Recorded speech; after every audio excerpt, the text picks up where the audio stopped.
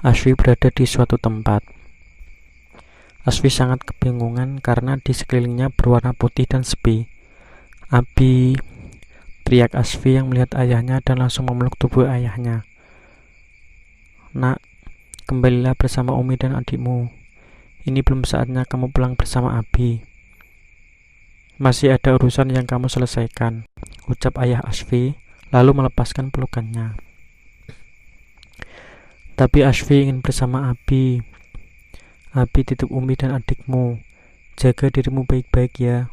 Abi sayang kalian semua, ucap ayah Asfi lalu menghilang. Abi, isak Asfi menangis. Dokter dan suster yang menangani Asfi sudah pasrah dan tidak bisa melakukan apa-apa lagi. Namun ketika dokter dan suster hendak keluar untuk memberitahu kabar duka ini kepada keluarga Asfi, tiba-tiba, ting, dok, jantung pasien sudah kembali normal, ucap suster tidak percaya. Dokter tersenyum. Sungguh kebesaran Tuhan yang tidak kita sangka.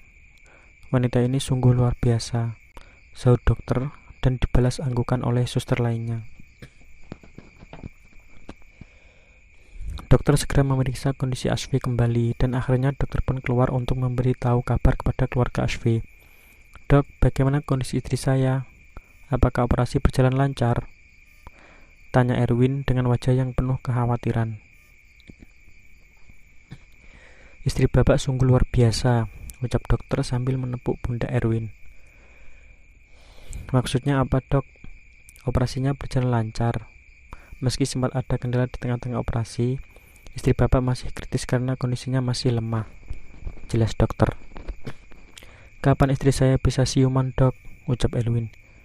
Kami tidak tahu untuk hal itu, tapi bapak tenang saja. Istri bapak akan baik-baik saja, jawab dokter. Baiklah, dok.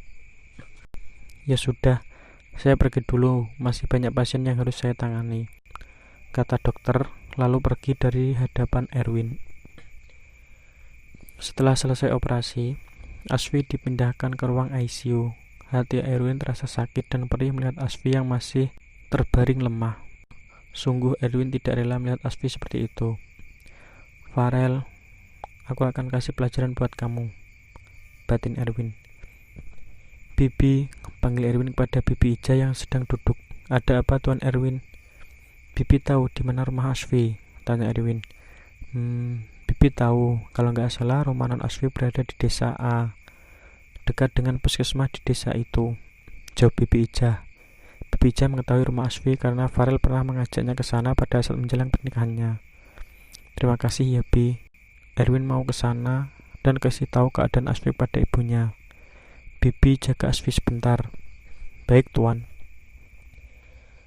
Sebelum pergi ke rumah ibu Asfi, Erwin akan pergi ke perusahaan Farel terlebih dahulu dan akan memberikan pelajaran buat Farel.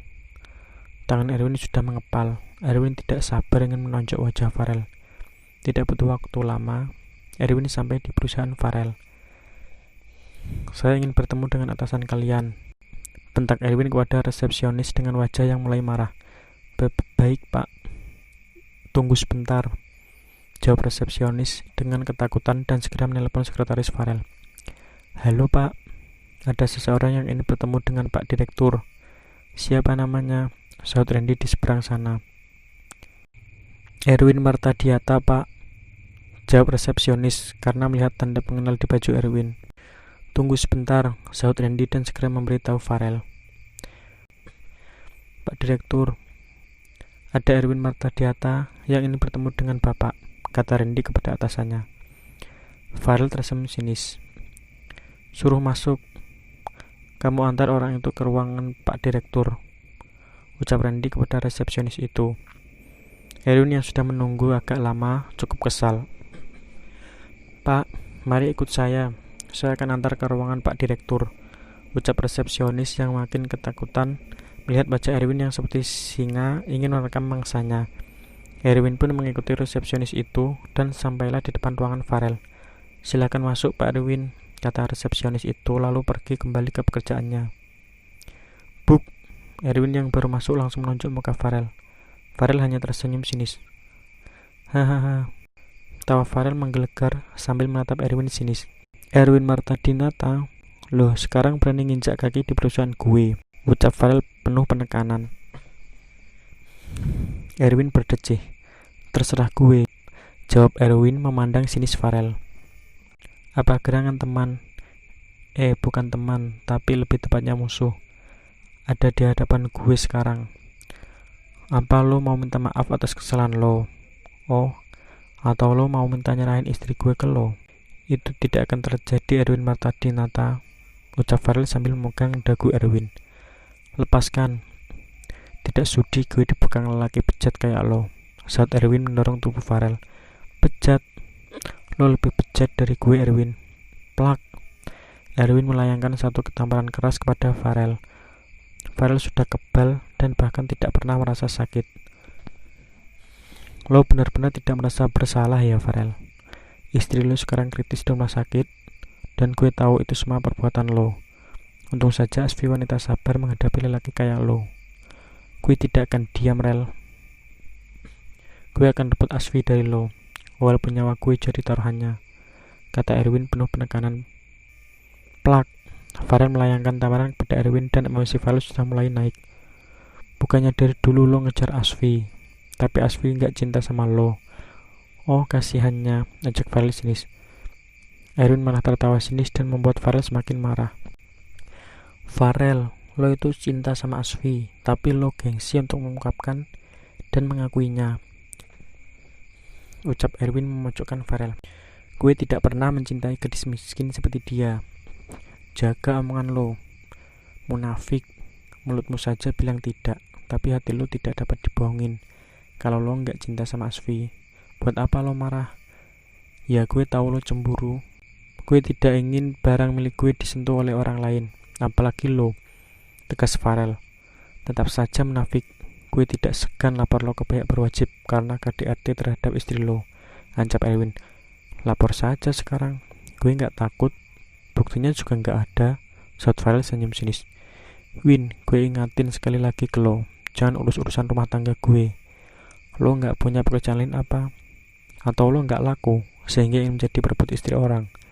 Semakin lo berusaha mengejar Asfi, semakin gue nekat untuk bunuh dia, kata Farel dengan suara yang mulai meninggi. Gue nggak pernah takut dengan ancaman lo. Cepat atau lambat, kamu akan menyesalinya, Farel. Karena sudah menyia-nyiakan istri seperti Asfi, jawab Erwin. Gue tidak akan pernah menyesal. Asfi hanya status sebagai istri gue, dan cinta gue hanya untuk Nabila. Lo sama Nabila sama aja, tidak punya hati. Jaga omongan lo, Win, atau lo mau gue panggil security untuk ngusir lo secara paksa dari sini. Gak usah diusir, gue juga mau pergi dari sini. Gue gak betah dekat dengan orang berhati iblis kayak lo, kata Erwin penuh dengan penekanan. Buk, Farel sudah benar-benar marah. Dia menghajar Erwin habis-habisan. Erwin tidak mau kalah, dia menghajar Farel kembali. Randy yang mendengar keributan di ruangan atasannya segera datang dan melerai Farel dan Erwin. Pak Direktur tidak apa-apa, ucap Randy khawatir melihat atasannya yang mengeluarkan darah dari hidungnya. Lo pantas untuk menerimanya, tegas Erwin, lalu bangkit untuk pergi. Jangan biarkan orang itu menginjakkan kakinya kembali di perusahaan ini, ucap Farel kepada Randy. Gue juga ogah datang ke sini, saut Erwin dari kejauhan. Semua karyawan yang ada di perusahaan matanya terfokus kepada Erwin yang tengah berjalan dengan beberapa luka di wajahnya. Lihat orang itu, beraninya datang dan menemui Pak Direktur. Untung saja tubuhnya nggak dicincang, ucap salah satu karyawan lelaki kepada temannya. Meski gue luka gini, setidaknya gue sudah puas hajar muka Farel itu, gumam Erwin dalam mobilnya, dan Erwin pun melaju mobilnya ke rumah Ibu Asfi.